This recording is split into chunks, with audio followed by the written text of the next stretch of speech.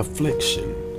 Affliction comes to us not to make us sad but sober, not to make us sorry but wise.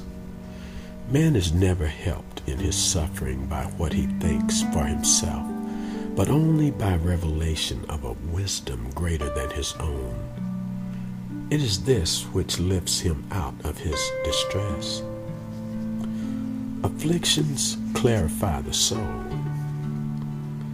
As sure as God ever puts his children into the furnace, he will be in the furnace with them. We should be more anxious that our afflictions should benefit us than they should be speedily removed from us. Affliction is the school in which great virtues are acquired, in which great characters are formed. The truest help we can render an afflicted man is not to take his burden from him, but to call out his best energy that he may be able to bear the burden. Most of the grand truths of God have to be learned by trouble. They must be burned into us by the hot iron of affliction. Otherwise, we shall not truly receive them. Age.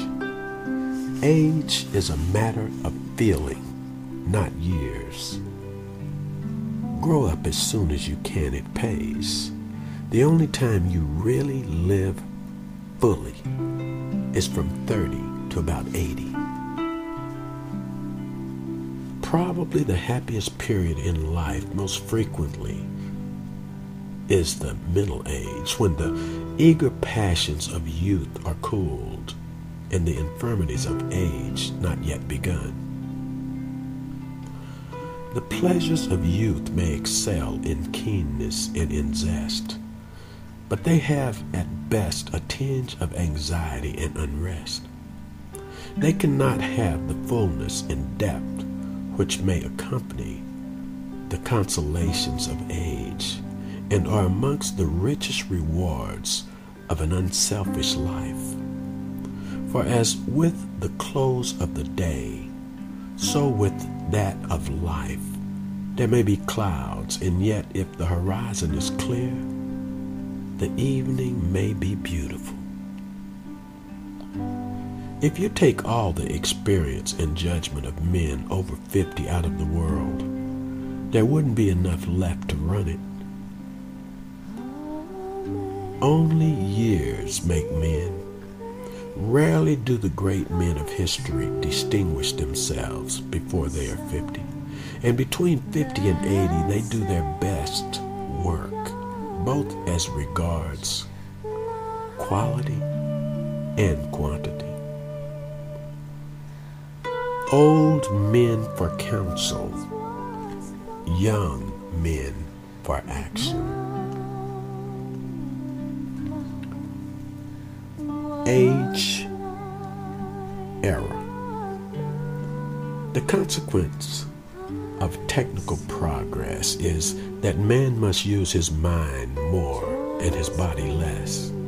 We still think in terms of a primitive era. We overvalue physical prowess and undervalue intellectual competence. We live in the age of systems. This is a practical age. We demand proof of demonstration, proof and demonstration.